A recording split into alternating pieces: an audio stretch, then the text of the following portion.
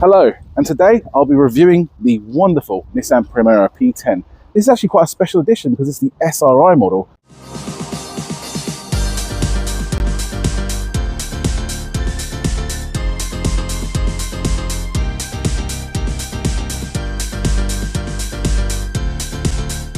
I'm still new to this, mistakes have been made, and unfortunately that was the case when I made my two recent videos. I made a video for the Toyota Carino Saloon and the Nissan Primera P10 Saloon. All was going really well, but being the absolute amateur I am, when I did the interior videos of me driving, it all came out portrait and not landscape. Great. So yeah, a little bit of amateur hour on my behalf. I want to apologise. Future videos will not be like that. P10, it started off life in 1990. This being a 1996, they actually got facelifted around 1994.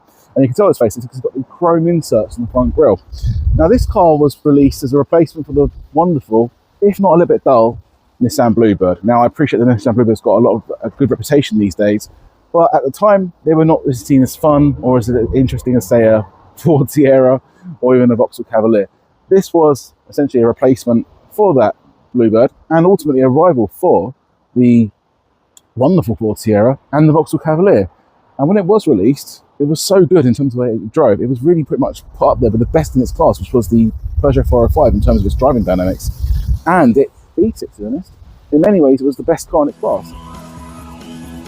Nissan Primera P10 is one of those cars which I think has aged really, really well. I mean, you've got the oily, smooth styling of the car for a start, but actually it's clean and unfussy like modern day cars. You find with modern day cars, it's just too many lines, too many angles, and you want to say to the designer to just please stop designing it, it's enough.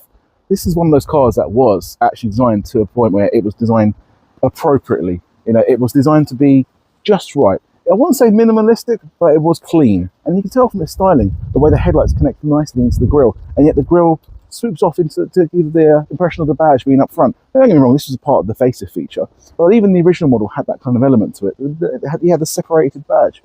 You have the lovely clean front bumper, something which I do miss about the whole black panels that you end up having in the front bumper as a rubbing strip. But it adds a bit more character and a bit more definition to the car. And as well, you have the front grille, you have the front intakes squared off. Again, very 90s, very 80s in fact to some extent, but it's just such a thing you don't have anymore, but just nice squared off angular vents. And you also have the fog lights that correspond with the headlights. Again, nice smooth styling. Now if I bring camera lady Laura around to show you around the side of the car, you'll find that the smoothness, not really much lines, it's more of just a smooth curve. This continues straight down the side of the car. And so with the colour, this is actually cobalt blue. It was only actually available on the SRI trim. Yeah, it wasn't available on other trims, but they did have nice colours in other models. And you see that the smoothness of the line, so I say lines, not really any lines, but the smoothness of the body just continues and flows. You even find that the alloys even complement the actual bodywork.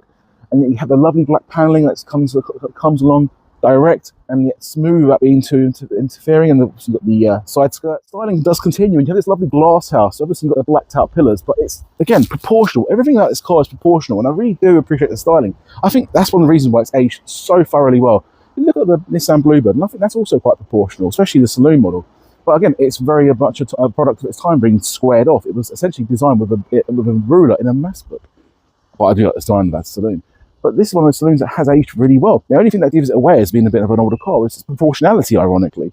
It's not too big or hefty or bulky where modern day cars are. And that's any kind of clue and giveaway. Also, if we continue, and if camera lady Laura follows me around, you have, again, those wonderful wheels. The bumper comes all the way out and you have a lovely straight boot lid. Lovely, smooth, straight boot lid. Again, complementing the lovely proportionality of the car and the smoothness. Again, no bulks, no bulges, no unnecessary curves. Just here it is, nice and smooth, nice and clean, perfect design for a lovely saloon. And finally, if camera lady Laura can follow me around to the back, you have the wonderful rear end. Now this again is in the Faces model. You have the smoked rear lenses on the indicator and reverse light clusters. But again, proportional, smooth, swoops in nicely, a hint of BMW and a bit of Mercedes in some way or another. I think the side has a hint of BMW and the back end has a hint of Mercedes. Also complemented again with a lovely black strip on the bumper, a slightly adjusted out bottom lip of the bumper, and this fantastic boot lid spoiler really kind of adds a bit more touch and flair to this car's otherwise fantastic design.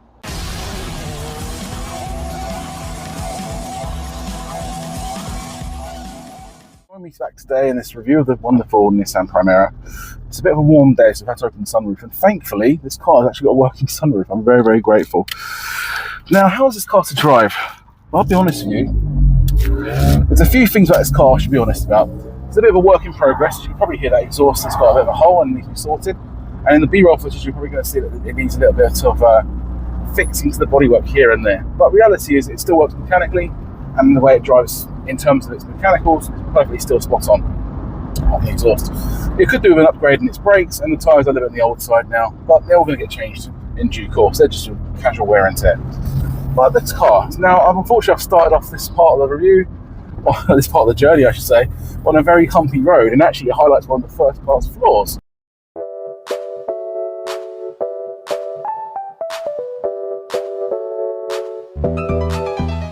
Now this car is the SRI model, and the SRI model was essentially a special edition model that was pretty much a run-out edition of the P10 Primera's production, and was trying to be kind of like a light version of the EGT model.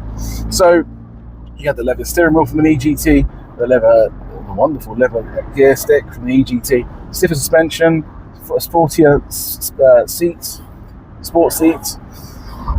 And ultimately, you had the handling and the capability that the EGT had without the engine. This is actually the 1.6 GA16 engine, and it's a lot better than you think. Actually, it's certainly very free revving.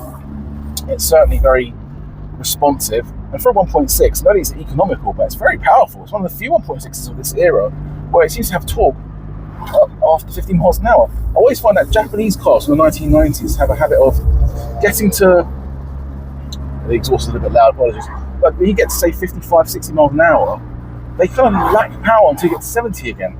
If you're in top gear, I don't know what it is, they can't seem to, any other car can pretty much overtake them. You have to knock down a car to get a bit more power. This doesn't have that. These GX16s are really free revving. With this car, I think you find that the handling is absolutely fantastic. It's pin sharp. It's a front wheel drive car, but it has an amazingly sophisticated suspension setup. I think it has an independent suspension all round, if I'm being honest, but again, correct me in the comments if I'm wrong. It really does drive very, very smoothly in terms of its engine, but unfortunately the ride is a little bit harsh because it doesn't absorb the bumps too much. It does, send in a few jolts into the actual cabin. The seats as well, they do hug you in a very kind of sporting way. They're almost like Recaro light, but they unfortunately aren't good at absorbing bumps. And it doesn't make the ride the most comfortable. But the engine is smooth enough. So with the handling, you have a wonderful handling setup. You have a really, really sharp steering system.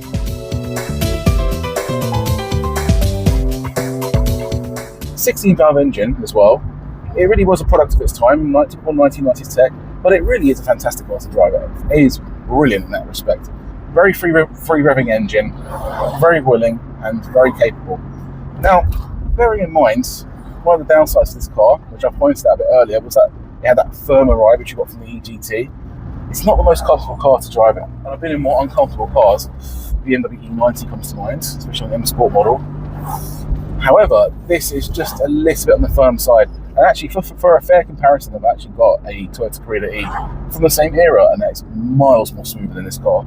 And that doesn't even have the most sophisticated suspension setup. It actually feels a little bit ratty on certain road surfaces, but it comforts you and causes you from the road and the ride so much better than this does.